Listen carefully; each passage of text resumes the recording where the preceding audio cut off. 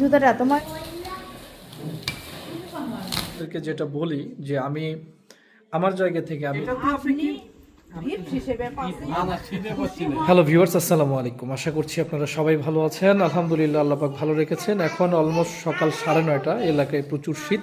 তো আপনারা জানেন যে আমি শেয়ার করেছিলাম যে কম্বল এনেছি আমি, সেই কম্বলগুলো কিন্তু এখন এখানে লোকজন আসছে, তাদেরকে দিতে হবে। তো এখানে 50 পিস কম্বল আছে। একটা বিষয় হচ্ছে, সবসময় আপনাদেরকে যেটা বলি যে আমি আমার জায়গা থেকে আমি একটু চেষ্টা করি যে এলাকার মানুষজনকে, যারা স্পেশালি অসহায় রয়েছেন, দারিদ্র্য সীমার নিচে বসবাস করেন, তাদের অনেক কষ্ট। আর আমাদের এই সাইডটাতে কিন্তু প্রচণ্ড পরিমাণে শীত। তো সেই জায়গা থেকে দেখা যায় যে স্পেশালি যাদের দেওয়ার মতো সামর্থ্য আছে, আপনারা আশেপাশে চেষ্টা করবেন যে সকল দারিদ্র্য সীমার নিচে যে সকল লোক বসবাস করে তাদেরকে এভাবে সহযোগিতা করার, তাতে করে এই মানুষগুলো উপকৃত হবে এবং তারা অবশ্যই দোয়া করবে। তো আমাদের বাসার বাইরে কিছু লোকজন অলরেডি চলে আসছে, তো তাদেরকে এখন আমরা সেই কম্বলগুলো দিয়ে দিব। তো আমি সবাইকে অনুরোধ করব যে আপনাদের আশেপাশে যে সকল মানুষ অসহায় এবং দরিদ্র, তাদেরকে আপনারা দেওয়ার চেষ্টা করবেন। তারা আল্লাহ পাকের কাছে আপনাদের জন্য দোয়া করবে। এই পৃথিবীতে কিছুই থাকবে না, আজকে আছে কাল নাই, কি কখন চলে যাবে তার কোনো ঠিক নেই।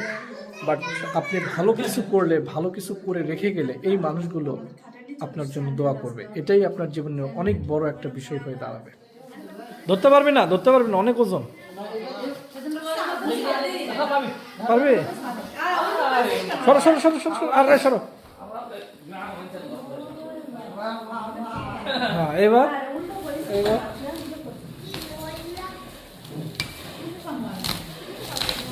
আস্তে আস্তে আমাদের বাসার কাজ চলতেছে, কাজ চলমান, যার কারণে এখানে অনেক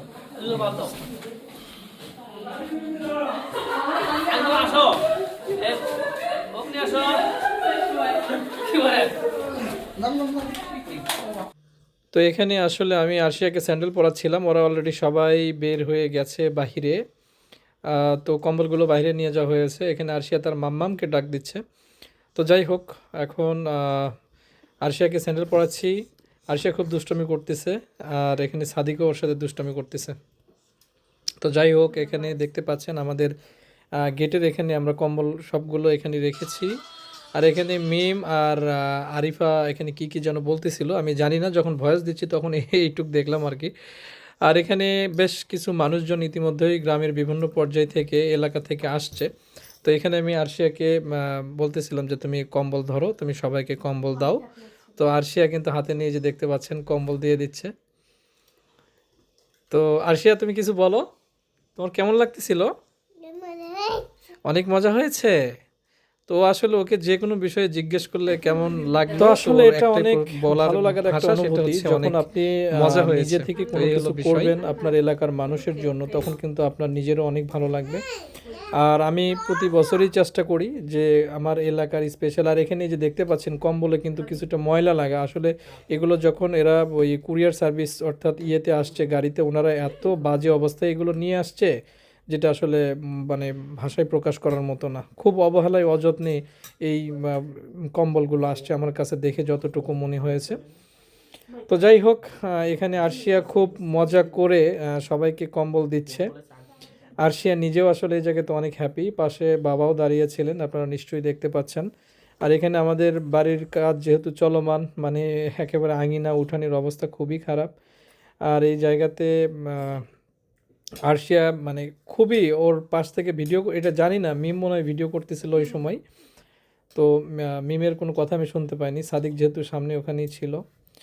তো যে কথাটা বারবারই আপনাদেরকে অনুরোধ করব, যে দেখেন, আপনাদের এলাকাতেও যদি এরকম প্রচণ্ড শীত হয়ে থাকে, আপনাদের যারা দেওয়ার মতো সামর্থ্য থাকবে, আপনারাও চেষ্টা করবেন, তাতে করে এই অসহায় মানুষগুলো এই শীতের মধ্যে কিছুটা হলেও হয়তো ভালো থাকার একটা অনুপ্রেরণা হয়ে দাঁড়াবে এবং ভালো থাকার সুযোগ সৃষ্টি হবে। তো বিষয় হচ্ছে, গত বছরে কিছু কম্বল দেওয়া হয়েছিল। তো গত বছর শুধুমাত্র আমাদের গ্রাম কেন্দ্রিক যে সকল মানুষজন রয়েছে তাদেরকে দেওয়া হয়েছিল। বাট এবার আমরা চেষ্টা করেছি যে আমাদের পাশের গ্রামেও কিছু দেওয়ার। তো তো আমাদের এখানে প্রায় 50টা পরিবারকে আমরা কম্বল দিয়েছি। তো 50টা পরিবারের মধ্যেও আমাদের গ্রামে দেওয়া হয়েছে 30টা, আর পাশের এলাকাতে মনে হয় 20টা কম্বল দেওয়া হয়েছে। গত বছর সব কম্বল দেওয়া হয়েছিল আমাদের গ্রামে, এবার অবশ্য গ্রামের বাহিরে, অর্থাৎ আমি যে কথাটি বললাম যে এলাকাতেও কিছু কম্বল দেওয়া হয়েছে। তো একটা বিষয় হচ্ছে, এখানে যখন এই মানুষগুলো যখন দেখবেন একটু খেয়াল করে যে তারা যখন কম্বল পাচ্ছে তখন কিন্তু তাদের মুখে কিছুটা হলো হাসি, এটা কিন্তু একটা বড় বিষয়, যে এটা অনেক বড় একটা প্রাপ্তির বিষয়। আপনি যখন কোনো মানুষকে সহযোগিতা করবেন, সেই মানুষ যদি আপনার সহযোগিতার কারণে মানে একটু হলেও হাসি দেয়, দেখবেন আপনার ভালো লাগবে। পাশাপাশি এই মানুষগুলো আপনার জন্য দোয়া করবে। তো দোয়াটার উপরে আসলে আমি মনে করি না যে আর এই পার্থিব জীবনে আর কোনো কিছু আছে। তো এটাই হচ্ছে আমার এক্সপেকটেশন, যে হ্যাঁ ঠিক আছে, আমি যাতে আমার এলাকার মানুষজনের জন্য কিছু একটা করতে পারি। তো সেই ধারাবাহিকতায় আমি আমার জায়গা থেকে চেষ্টা করি প্রতি বছরই। তো আল্লাহ পাক যাতে এই ধারাবাহিকতা আমার বজায় রাখে, আমি আপনাদের কাছে এতটুকুই মানে প্রত্যাশা করি। আপনারা আমার জন্য দোয়া করবেন যাতে এই ধারাবাহিকতা আমি সবসময় বজায় রাখি। তো স্পেশালি আপনারা হয়তো অনেকেই ভাবতে পারেন যে এই জিনিসগুলো আসলে, এইটা আপনাদের সাথে শেয়ার করার উদ্দেশ্য হলো এটাই যে আপনারাও ভালো কাজে শরিক হন, ভালো কাজে শামিল হন। এই মানে এখান থেকে কোনো কিছু আসলে আউটপুট বা বেনিফিট আসলে ওরকম কোনো কিছু না। বাট একটা জিনিস হচ্ছে যে এই মানুষগুলোর যে এই যে একটা স্মৃতি, এই যে দেখেন এখানে আমার এক খালা আমার বাচ্চার মাথায় হাত বুলিয়ে দিচ্ছে, মানে উনি কতটা স্যাটিসফাইড, কতটা খুশি, এটা আসলে ওই মোমেন্টটা না দেখলে হয়তো ভাষায় প্রকাশ করা সম্ভব হবে না। তো আমার দাদা এখানে তদারকি করতেছে। তো দাদার সাথে মনে হয় মিম কোনো একটা কিছু বলতেছিল, যেটা আসলে আমি মিউট করা আছে, হয়তো বা আপনারা শুনতে পাবেন না, আমি যেহেতু ভিডিওতে আলাদাভাবে ভয়েস দিচ্ছি।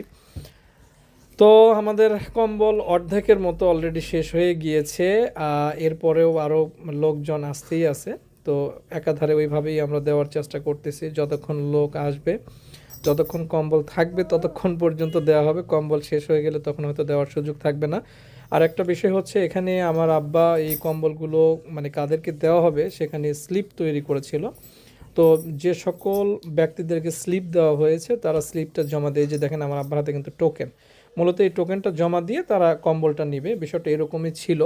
বাট এখানে প্রবলেম হয়ে গিয়েছিল যে টোকেনের বাইরেও কিছু লোকজন এসেছিল, তো তাদেরকেও আলহামদুলিল্লাহ ম্যানেজ করা হয়েছে অন্যভাবে।